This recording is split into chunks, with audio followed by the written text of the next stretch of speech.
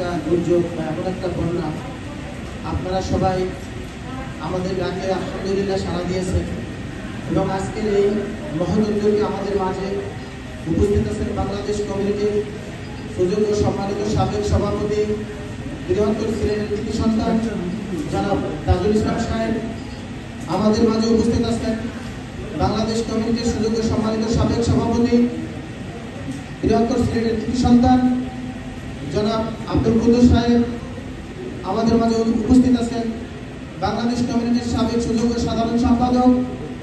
ছিল এরকমই যে আমাদের এখনো শেখার শেষ নেই, আর এই ফাউন্ডেশন শিখতে চায় এবং মানুষের জন্য করতে চায়, শিখতে চায়, করতে চায়। আমাদের এই অঞ্চল থেকে আমরা যদি একটা টিম যাবো, যতটুকু পারেন আমাদেরকে সহযোগিতা করেন, অথবা আমাদের বাইরে যারা আছে তাদের সাথে আলাপ আলোচনা করে একটা ফান্ড আমাদেরকে দেন, আমরা কিন্তু দিতে পারবো। তারা এরাও কিন্তু আমাদের ভাই, তারা কিন্তু যেহেতু আমাদের সঙ্গে এই ধরনের একটা আমাদের রেখেছি, সেই হিসাবে তাদেরকেও কিন্তু আমরা কোনোভাবে ছিলেন বক্তব্য বলে গেছেন। 3500 ভাষায় প্রকাশ করা যায়, যেগুলো আমরা দেখি, যেগুলো আমার ফেসবুকে দেখছি, আর যারা কাছ থেকে দেখছেন, নিজের সন্তান, নিজের বাবা।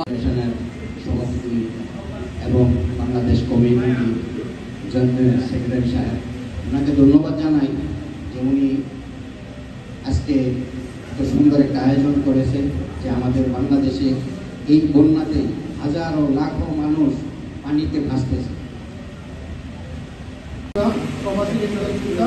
সবাই আমরা বাংলাদেশের আমরা সবাই এখানে ربنا ظلمنا أنفسنا وإن لم تغفر لنا وترحمنا لنكونن من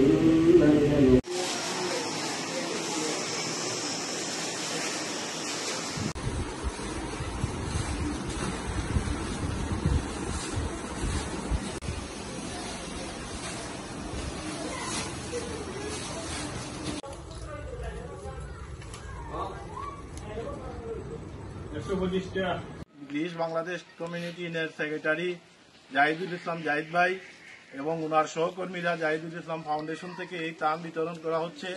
ওনার বাড়ি হচ্ছে বাংলাদেশের খুলনা জেলার মোড়লগঞ্জ উপজেলায়। ওনাকে আমি অনুরোধ করলাম যে আমাদের এলাকায় অনেক মানুষ আজকে 3 মাস যাবৎ বন্যায় কবলিত অসহায় অবস্থায় আছে, তাদেরকে কিছু ত্রাণ দেওয়ার জন্য। তাই তিনি আমাদের মোগবিনগঞ্জের ওনার সহকর্মী আমার ছোট ভাই সাব্বিরের ফ্যামিলির পক্ষ থেকে সবাইকে দিয়ে এখানে কিছু ত্রাণ দিয়েছেন। আমরা অল্প কিছুক্ষণের মধ্যেই আমরা ত্রাণ বিতরণ করব। আপনারা সবাই জাহিদুল ইসলাম ভাইয়ের জন্য এবং দেশে যারা এই ফাউন্ডেশনে সহযোগিতা করেছে সবার জন্য আপনারা দোয়া করবেন, যাতে তারা সুস্থ শরীরে প্রবাস জীবনে বাস করতে পারে এবং ভালোভাবে রুজি রোজগার করতে পারে। এবং আমরা আমাদের এলাকাবাসীর পক্ষ থেকে আমরা জাহিদুল ইসলাম ফাউন্ডেশনের প্রত্যেক সদস্য এবং জাহিদ ভাইকে, শিববীরকে সহ সবাইকে আমরা আমাদের অন্তঃস্থল থেকে আন্তরিক মুবারকবাদ জানাচ্ছি, ধন্যবাদ জানাচ্ছি এবং দোয়া করছি প্রাণ খুলে ওনাদেরকে যেন আল্লাহ সবসময় বাংলাদেশের দুর্যোগপূর্ণ অবস্থায় সবসময় সহযোগিতা করার তৌফিক দান করেন এবং নেক হায়াত দরাজ করেন। তাদের পরিবারের সবাইকে যেন আল্লাহ সুস্থ এবং নেক হায়াতে বাঁচিয়ে রাখেন। আলহামদুলিল্লাহ আপনাদের সকলে। আজ বাংলাদেশের 11টা জেলায় স্মরণকালের ভয়াবহ বন্যায় আক্রান্ত হয়েছে। এটা আপনারা সবাই বিভিন্ন নিউজে দেখতেছেন। আমাদের অনেক বাংলাদেশি ভাইরা সেই বন্যায় মানবেতর জীবনযাপন করছে এবং বিশ্বে এইবার যেটা হয়েছে আমরা দেখেছি, মানুষ কিন্তু মন থেকে তাদেরকে সহযোগিতা করার জন্য সবাই কিন্তু আগেই আসছে। বিশ্বে যেখানেই বাংলাদেশিরা আছে প্রত্যেকেই কিন্তু বিরাইমপুর জাহিদ ইসলাম ফাউন্ডেশনের উদ্যোগে পুরা বিরাইমপুর, উত্তরপাড়া, দক্ষিণপাড়া, পাড়া বিরাইমপুর ত্রাণ বিতরণ কার্যক্রম আরম্ভ করলাম।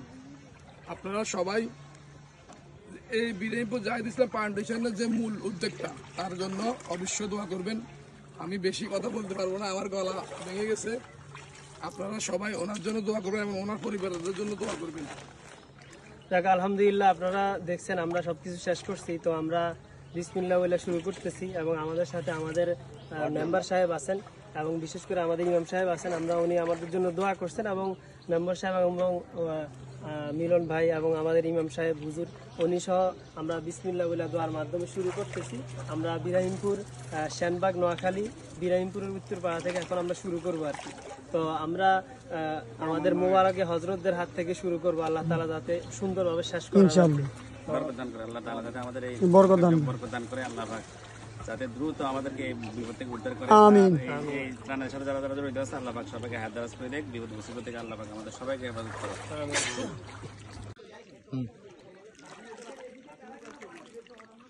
সোহেল সাবধানে, পানি অনেক বেশি কিন্তু।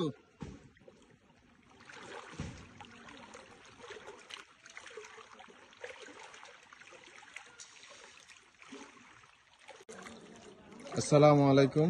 এটা হচ্ছে আমাদের বিরাহিমপুর উত্তরপাড়া নতুন বাড়ি, যেখানে প্রচুর পরিমাণ পানি, যেখানে পানির পরিমাণ এটা করা কমর পানি ছিল একটু আগে। ঘরটা দেখাস না, মানুষ না দেখলে কিভাবে বুঝছে এই মানুষগুলো আসলে কিভাবে থাকতেছে আল্লাহ জানে। অনেকে তো বাড়িঘর ছেড়ে চলে গেছে, পরিস্থিতি অনেক খারাপ। কেউ এখানে অত বেশি ত্রাণ নিয়ে আসছে না, গিফট সামগ্রী নিয়ে আসছে না।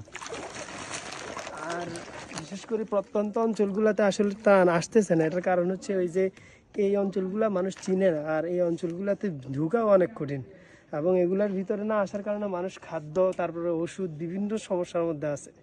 আমরা আমাদের সাধ্য থেকে চেষ্টা করতেছি, বাকি আপনারাও আসবেন এই অঞ্চলগুলোতে, বিশেষ করে গ্রাম, এই যে এই অঞ্চলগুলোতে আসার জন্য বিশেষ অনুরোধ রইল আপনাদের কাছে।